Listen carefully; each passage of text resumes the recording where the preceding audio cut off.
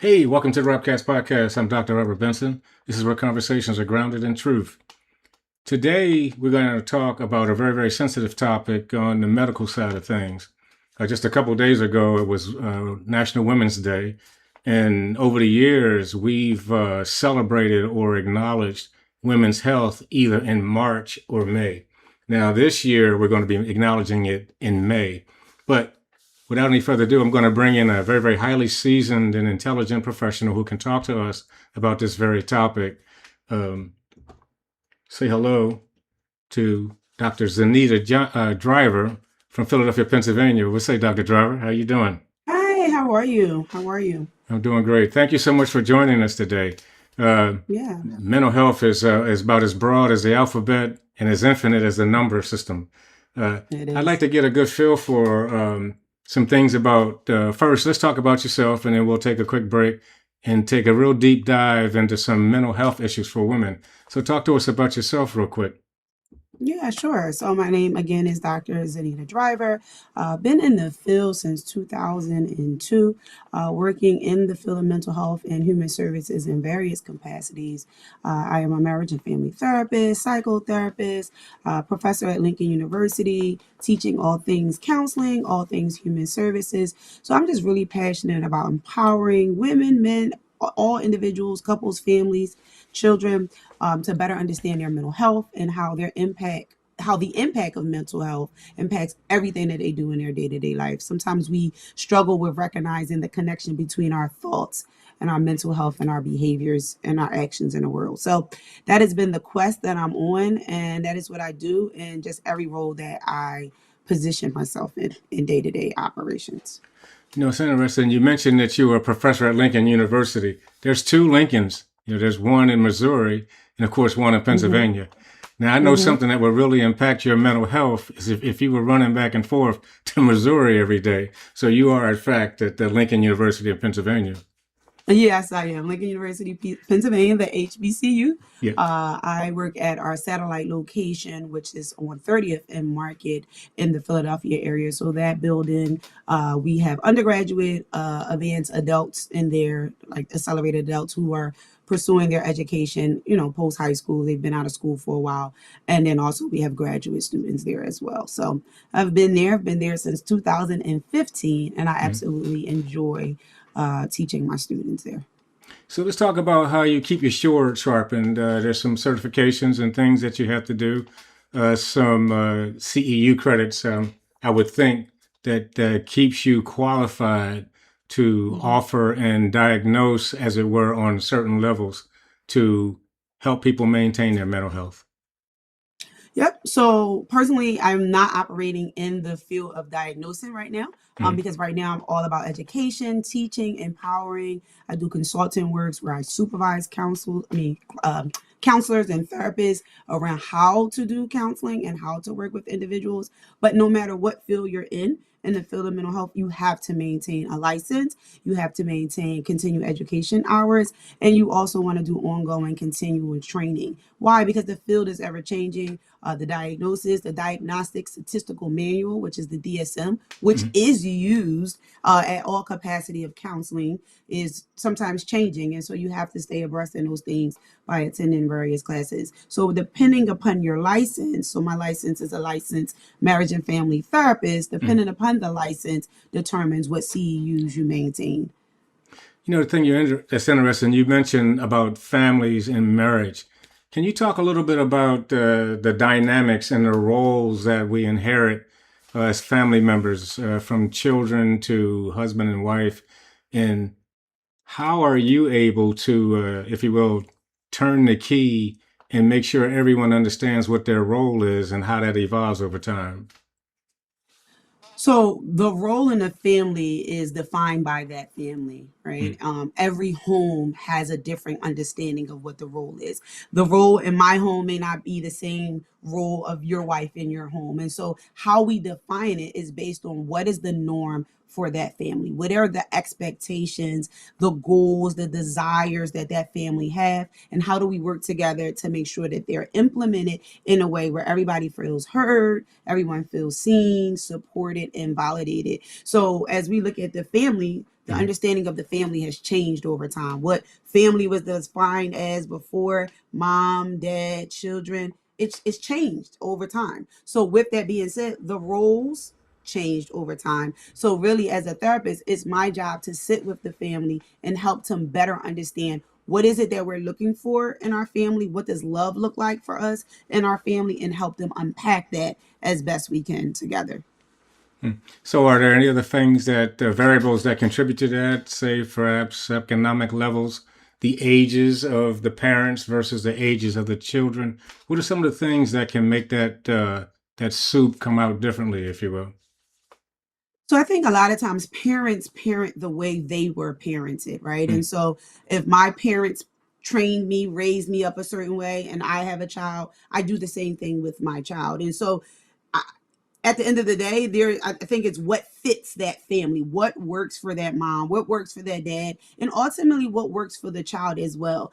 I know I grew up in a home where my mom would yell. That's how she would communicate, and I Mm. would just fall in line. And I knew if my mom yelled, it is what it is. I have to do what she say. But I have a son who doesn't really respond well to yelling, but he responds well to being very direct. So in that turn, I had to relearn as a parent, how do I communicate with my son in a way that makes sense for him? So if the roles, if it's understood, whatever the roles are understood between parent and child, and that understanding is I guess I would say understood within the family dynamic, then I don't know if you need to change it. But if the parent is parenting in a way that may not be supportive or helpful to the Mm. child, I think that's when they come into counseling and we look at that and we unpack that together. Is it that maybe, I'm going to use myself, you're yelling, but your son or your daughter needs you just to communicate with them? Be direct in your communication, right? Because there is a sense of I am mom, I am dad, and maybe these are the rules within our home. But Mm. at the end of the day, maybe it's not, as they say, it's not what you say, it's how you say it. But I do think really the biggest thing when we talk about parenting is most people, when you ask them, how did you learn how to be a parent? They'll say either from what my parents did do or what they did not do. And Oh. so then that kind of gives some type of groundwork and sets the precedent of how they show up in a parent child dynamic. Mm. That brings me to one more question before we take a break. At what point is the dynamic counterproductive, or are there other sources that recognize that there are things that are counterproductive or destructive even within a family dynamic? And what sources are you, professionals like yourself, using to make that determination and step in and do whatever remedies or cures that may be necessary? So when you say counterproductive, are you saying counterproductive as it relates to the parenting styles or counterproductive in the interaction with the family? Talk to me a little bit about what you mean when you say counterproductive. Well, we're talking about you mentioned something about the child being receptive Mm-hmm. to parental technique versus Mm-hmm. a volume of speaking or what's being said. Mm-hmm. If something is not allowing Okay. the child or conducive for the child to develop, say for instance, they're constantly depressed, they're not thriving in an environment where they're supposed to thrive in, or it could be interspousal issues where one spouse is constantly depressed or unhappy based on the interaction with the other Gotcha. spouse.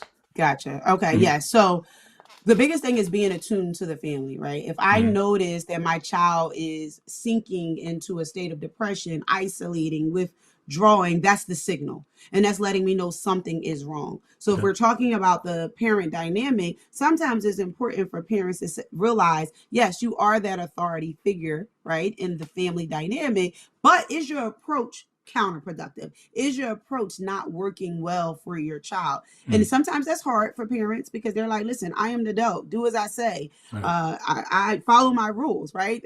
Yes, I get that. And that has been the mindset of parents for generations, I guess we would say. However, sometimes that approach, depending upon the child, doesn't work. And I think you can still take the same approach of providing a directive, giving wisdom, wise counsel, giving structure, but maybe saying it in a way that's supportive. So, what that may look like in counseling is having them restate and paraphrase what they said. So, if the directive is, John, I need you to clean your room, It may just be, John, I need you to clean your room. And maybe you give prompts. John, I need you to clean your room by 8 o'clock today, right? Because maybe John needs a little bit more time to complete that task. Or, John, I need you to clean your room right now, right? Giving that directive versus maybe screaming or yelling at John to clean his room. That may not work for John. And so I think when you're attuned and you start to see a change in your child's behavior, as a parent, it's important for us to take a step back and say,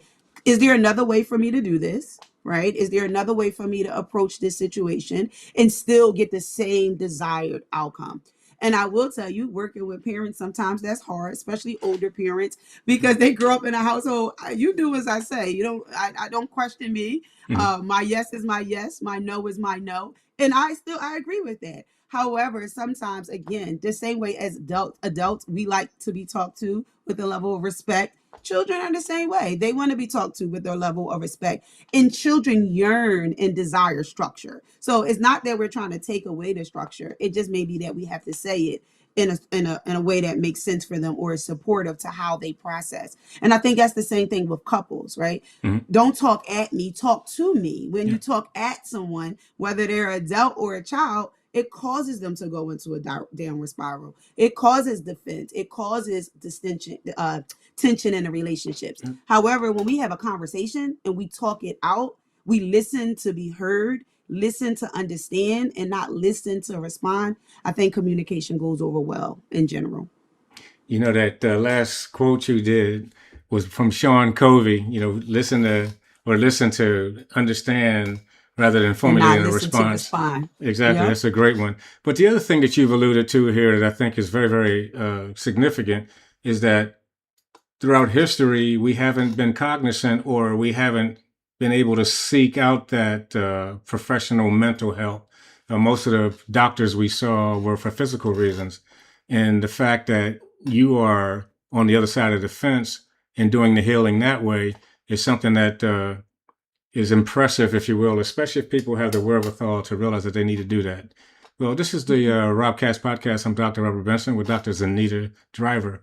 And when we come back, we're going to dig a little bit deeper into this and focus more on the dynamics surrounding women in family, in professional life, and in some other genres as well. And we'll take a quick break right now, and we'll be right back. Good afternoon. I am Symphony Adams, a licensed professional counselor in the state of Georgia with about 30 years of practice in the mental health space.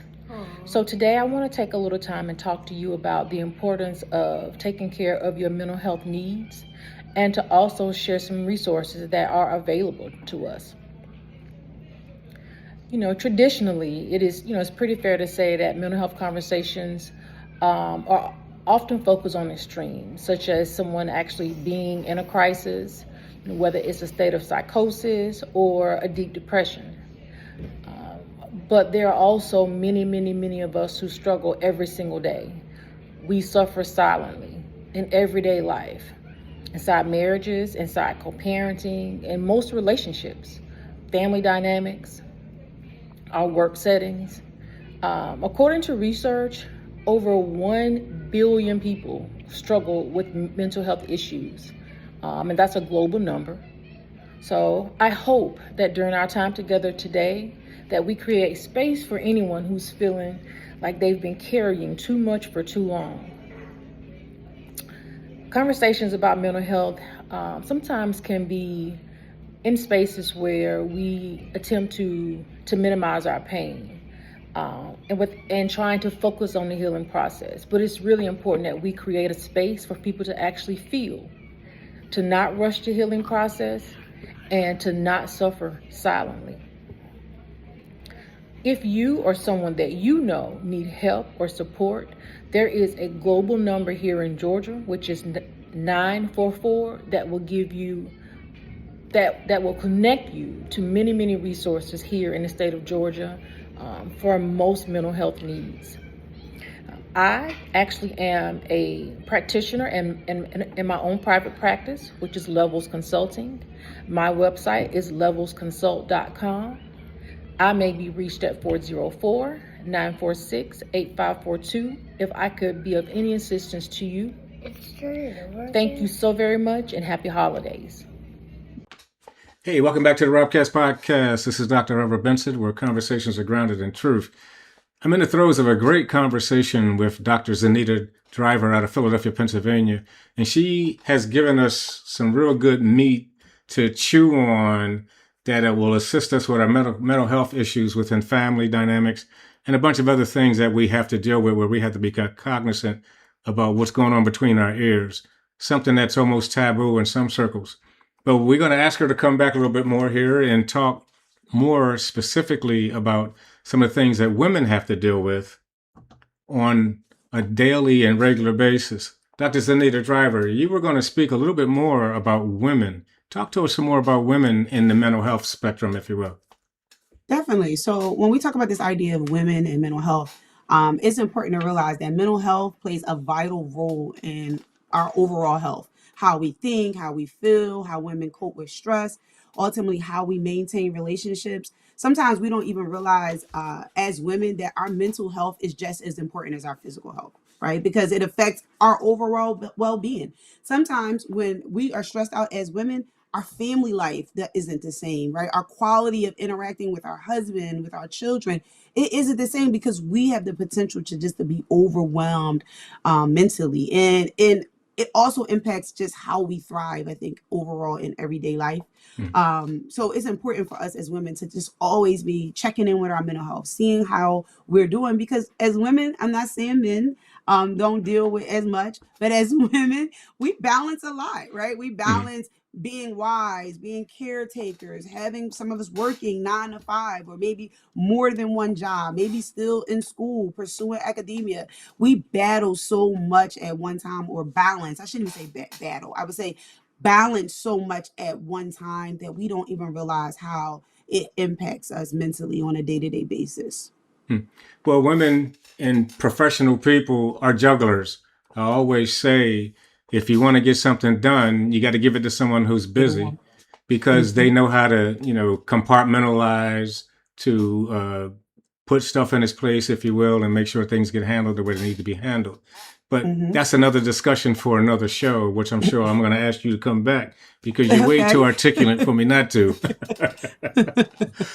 I appreciate that. So you're welcome, and I want to thank you. But so talk about some of the ancillary and external things that can impact the way a woman's mental health is shaped, not so much within the family dynamic, but within the professional one.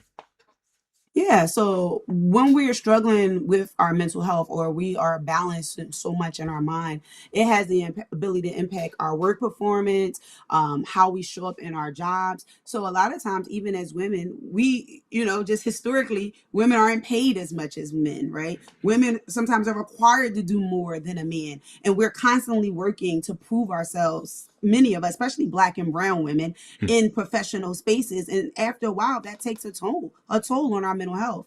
And so sometimes it does have the ability for us to either overwork, or sometimes underwork, or become stagnant. We may overwork because we're always in a constant state of proving ourselves. We may underwork because we've been doing it for so long, and maybe we don't get the recognition for the work that we've done. Or I've done both of these so much, I'm just overwhelmed. I just check out mentally. Like, I just do what I need to do just to survive, just to get through, because not only am I battling things outside of work, and I'm coming to work and I'm battling here as well. So that does have the ability to impact how a woman performs or shows up in the workspace.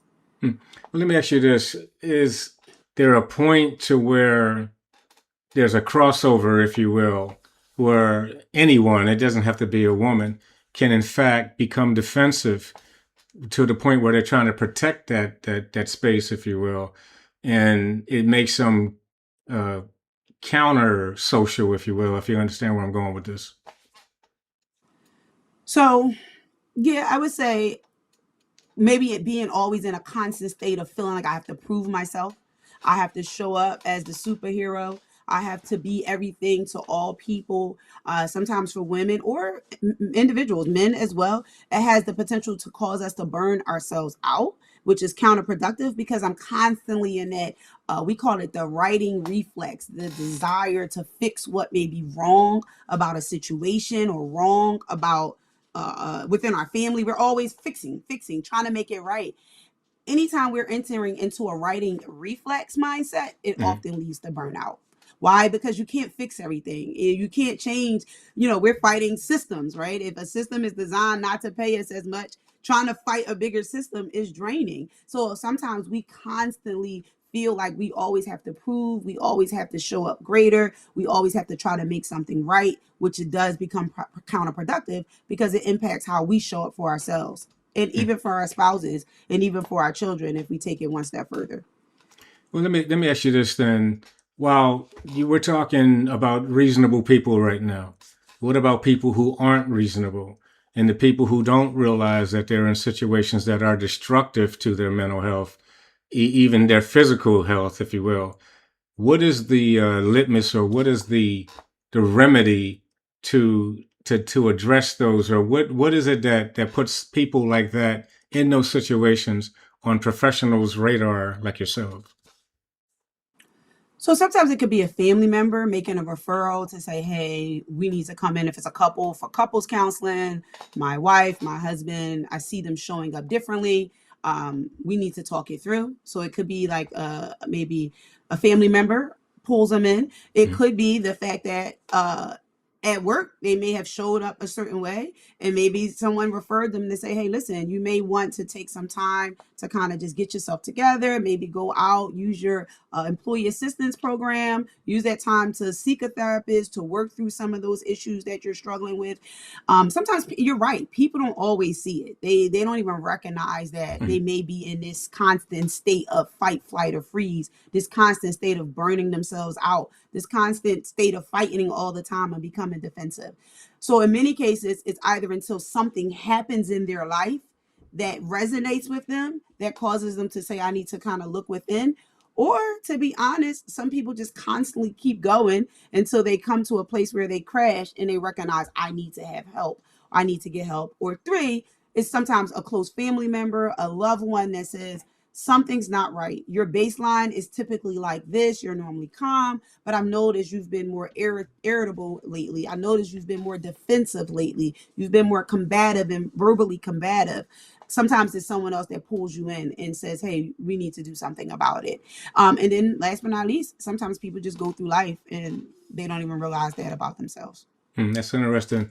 I love what you said about they crash. That essentially starts a new ground zero for them.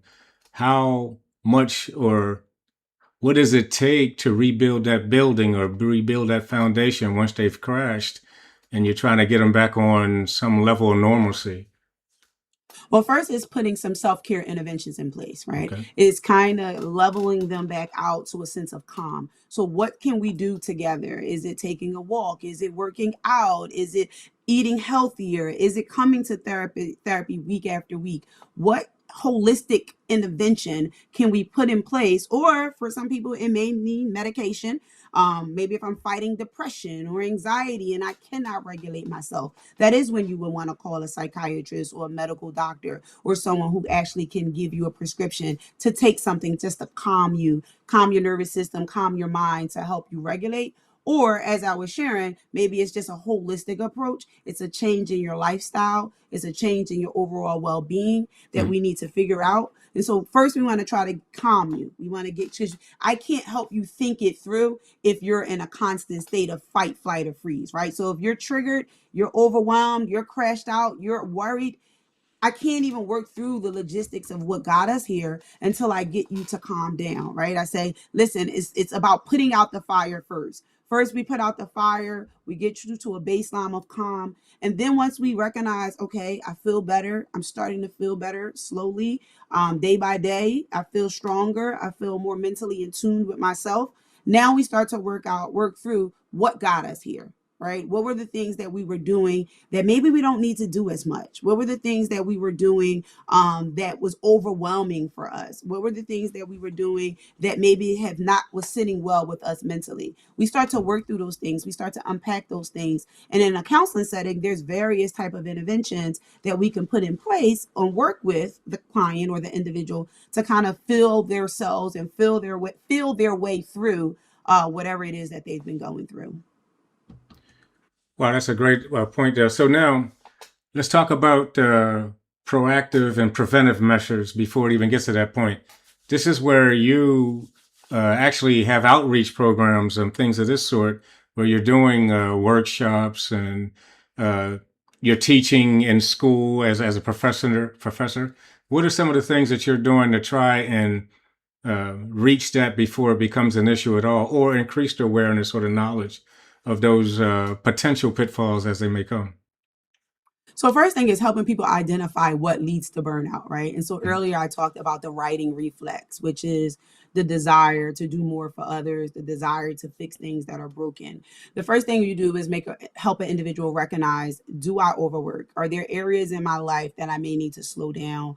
Are there areas in my life where I may need to kind of take my hands out the situation, maybe delegate more? First, let's identify if there's any areas that we need to kind of eliminate some of the stressors. Mhm. Then once we identify that, we deal with that, we put that in place. Now we look at what are the things that we can do throughout our day-to-day interaction. So could it be, as I shared earlier, taking time for yourself every day, unplugging the phone, unplugging, cutting the phone off, unplugging the internet, unplugging whatever the devices are that you have that's keeping you constantly going, right? Sometimes I have clients, they're like, oh, I sleep with my phone by my bed. You have a high level job. Sleeping with the phone by your bed, your natural instinct is to do what? To lean over, to grab the phone, to check your email. It comes a time where we have to deactivate ourselves from the world so that we can pour back into ourselves, so that we can show up the next day stronger, better, with a level of energy to allow us to keep moving. So that's the next thing. Where do I need to unplug? What am I doing when I come home at night? If I have the ability not to work when I get home, let's spend time with family. Let's make that a sacred time where we're sharing time together and not, if we can, bring work home. So putting those healthy boundaries in place is one of the things that I try to help people that I talk to, whether it's my students, whether it's my staff, my team, my colleagues, friends. Hey, what are the healthy boundaries that you're putting in place? How are you having fun? Are you enjoying life, or are you constantly going? Some people that are just constantly working, they don't take a moment to enjoy life. And so reminding them of just that need and the importance of that is extremely important. So again, helping them identify what the stressors are in their life, coming up with interventions that they can put in place to balance those, helping them figure out which ways they are overworking when they need to stop maybe or delegate, and then thinking about where are the intimate spaces in my life that I can set aside time to woosah, to relax, to settle my mind, to settle my spirit, and to kind of reset and regenerate myself for the next day or the next week. What you just mentioned to me, and you can correct me, is more from a macro perspective. We're talking about an individual, someone who you counsel or you talk to. I want to ask the question from a more of a macro perspective.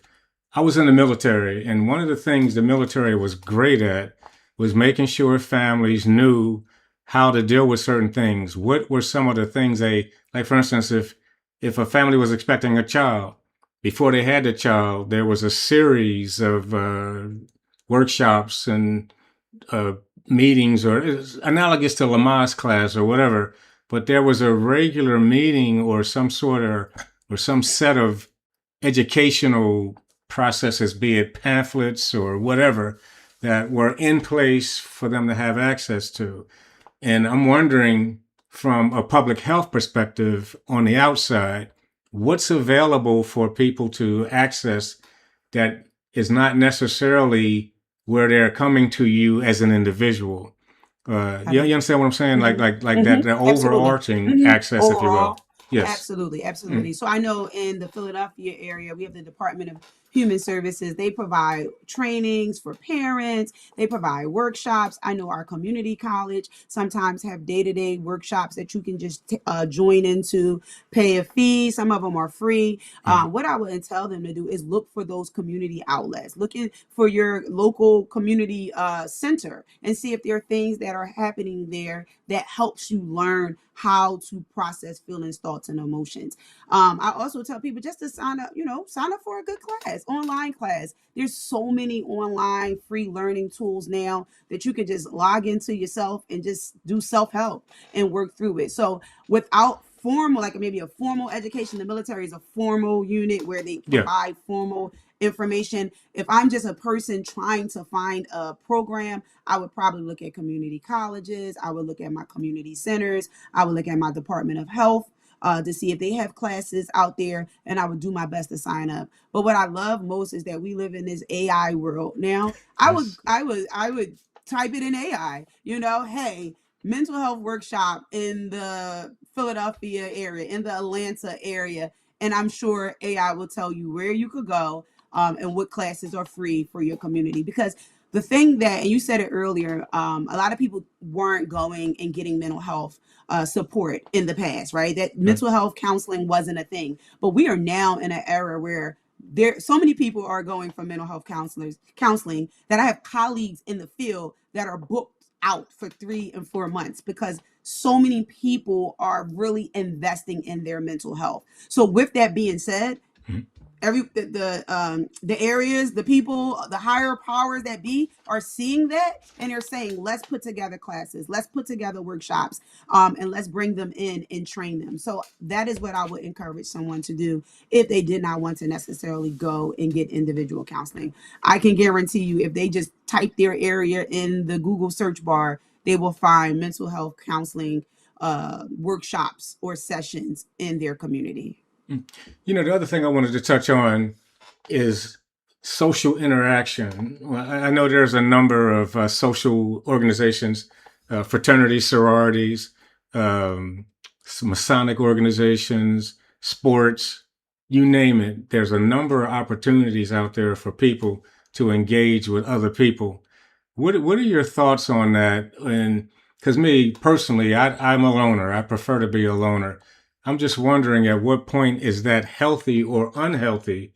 And what are your recommendations as far as interacting with other organizations or with those types of organizations? If you are a loner, if you're a person are you asking if someone is a individual who's more introverted and they're in an organization, what is my thoughts around them Yeah, interacting with the organization? exactly. Yeah, is it necessary to become a part of an organization? I know me. I'm a Greek person. I'm a member of a fraternity, and that's part of my identity. But I Okay. still don't allow that to. Uh, I'm a part. I'm a part of it. It's not a part of me, so to speak. And I'm trying to say Hmm. is you want to maintain who you are, but how much of it is necessary for you to interact with others? I guess is what I'm really trying to ask you. As a member of an organization myself, I do think in the sisterhood we interact often with each other. I think that comes with being in the sisterhood. However, the magnitude in which you interact is something in which you can control, right? How many programs I attend, how many programs I become a part of, whether I run for a leadership position, there are things that are within your control as a member of a organization, no matter what the organization is. Is it required? I'm gonna say no. But I do know that I can't imagine going into my sisterhood and don't have some level of interaction Yes. with my fellow sisters, but I don't have to necessarily do more than what we are committed to do, which is to be of service to all mankind. So I can go out into my community and I can serve and serve my community, but that doesn't mean I have to socially interact or go to the other social parts of my sorority if that did not feel well for me. Because really I believe there's something for everyone within an organization. It's just finding where you fit best. Mm. That's what's important. So do you have to do it? I'm going to say no, you don't have to do anything, but I Right. don't know how you could be in a brotherhood or be in a sisterhood and don't have any interaction with your fellow sorority members or members within your organization. Okay, that's a or great fraternity response. members. Well, because I mean, I've seen people who become members of many organizations, and at some point they lose who they are personally. And that's the thing I would be concerned about, especially when you're talking about mental health issues, is that at some point you have to get back to who the person is in the mirror. You have to rely on who you are to be who you are. And that's kind of where I was going with that. Is there, and I guess what I really want to know is there an unhealthy level of interacting with anything? Of course, you can juggle, as we talked about before, and be a part of a lot of different things. I'm just wondering, at what point is that unhealthy, or even if it ever does become that? I think anything that we overly indulge ourselves into and don't take time for ourselves isn't healthy. So I would not put that in a context of a sorority or fraternity or any organization. I would put that in a context of anything, whether it's work, whether it's school. It's being able to know that this is a part of my journey, but it's not fully who I am, right? This is a part of what's helping me develop into myself, but it doesn't necessarily define my existence. And so if I'm interacting with a person in a counseling setting, I would want them to know, who are you, right? Who are Right. you a part of your degrees? Who are you apart from your title? Who are you apart from your organization? Having them define that within itself. Because then when you know who you are, you show up in the spaces authentically you. I think maybe if there is someone who's overworking in those spaces, it could be their passion, right? I'm not going to take away from that. Some Mm. people are passionate about the work that they do wherever they are. So I'm not going to say, you're doing too much. No, if that's what they're passionate about, allow them that opportunity to be passionate. But if they're so passionate about it that they're not taking care of those basic needs in their everyday life, and they're putting a lot of things before they put important things constantly, that's when we need to slow down. We need to think about what's really happening for us in this moment. I know, again, as a person who juggles many hats myself, there are times where something takes more become more of a precedent in my life, but it's not ongoing. It may just be for this season. So for this season, I have to rely on doing this every day for the next 4 weeks, right? But that's only for 4 weeks. Now, if I have that problem and I'm constantly doing that in every aspect of my life throughout the 12 months within a year, without looking back to say I need to take a moment to slow down, that's when it becomes a little bit problematic, and we need to process that. That's a great response, because ultimately what it seems like you've alluded to is simply this. You have to know who you are, and you have to know what your primary purpose is, and you have to focus on that first, and then everything else come into play as it needs to. Well, this has been a great discussion, Dr. Zenada Driver. Thank you so much for joining me on the RobCast podcast, where conversations are grounded in truth, and you've laid a lot of truth out there for us today. Share with our audience how they can get in contact with you, some of your ongoing like seminars and things of that sort that you don't mind sharing. Sure. If you are interested in going back to school, I am at the Lincoln University. I teach there every Saturday, so you can find me there. If you want to interact with me individually or personally, you can reach me at DrZee, two E's as an elephant, the number one, at gmail.com. DrZ1 at gmail.com, or rightpathllc.org. rightpathllc.org. Those are the three ways that you can reach me if you needed to be in contact. Outstanding. Well, I will have that information out there on the site when we put the show up, which will be in about a week or so. But Dr. Driver, wow, this has been enlightening, and I'm sure I'm going to reach back out to you in the future. Thank you so much for joining us on the RobCast podcast. Thank you. Thank you for having me. Wow, what a great show and a great guest, Dr. Zenaida Driver out of Philadelphia. I love talking to people, and I feel like I'm a little smarter after I got done speaking with them. But this is RobCast podcast, where conversations are grounded in truth, and we've been enlightened today with some truth. So be sure to continue checking us out, subscribe to the channel, and we'll talk to you next time.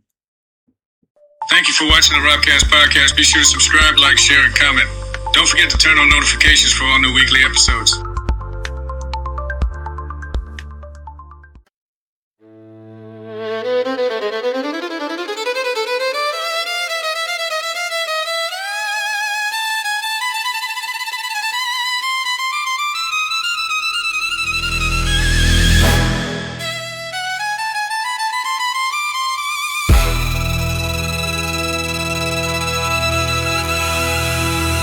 it really to be known as the guy with no shame? You know the fella that bust his tail for years and still got no fame. I'm about to tell you with just a few minutes in your time. So with some respect, I'm letting you into my mind. Or better get my thoughts. And we sometimes were suicidal, but that was my battle to be far. Cause life is all about survival, and that's exactly what I did ever since I was a kid. With my turn and willing to shine in the midst of the showbiz. Not for the money or fame, cause succeeding to me, it means more than having all the fancy things like diamonds, rings. Man, I'm talking about changing lifestyle, cause that's what we living in, so deranged. Ain't it strange how life seems so hard? But it's all relative if you play it with the right cards. I'm being serious, cause right now everything in life is crucial. And these words that I'm speaking won't accept refusing. La vida loca, that's all a brother can say. La vida loca, it's like it's supposed to be this way. La vida loca, all I really wanted was my shine, but instead all I have is this crazy life of mine. Ever since birth, I've been going to church, but it didn't work. My whole damn life I've been feeling the hurt. It's like I'm cursed until my final day on this earth, being hauled off in a hearse till it make it all worse. I feel a thirst to burst out and cursing the verse with a spurt of verbs, from first to second and third with my words, just to make sure that I'm being heard. And while I'm in my rage, keep on flipping the bird. I done lost my nerve, I'm feeling so tense, I'm ready to off myself. Until I think about my brother, then I realize it won't help. Just keep your faith and trust in the Lord is what they say, but it's a struggle to live life when we trying to find a getaway from these situations of these trials and tribulations that we're facing. No lines between the spaces, in more spaces involving many races. So when you think it's not coming, that's when it comes with no hesitation. So I keep my diary for my documentation. If you're thinking that it's false, that's when it's coming for you. Drama in this world about as weird as voodoo. La vida loca, that's my life, how about you? That's all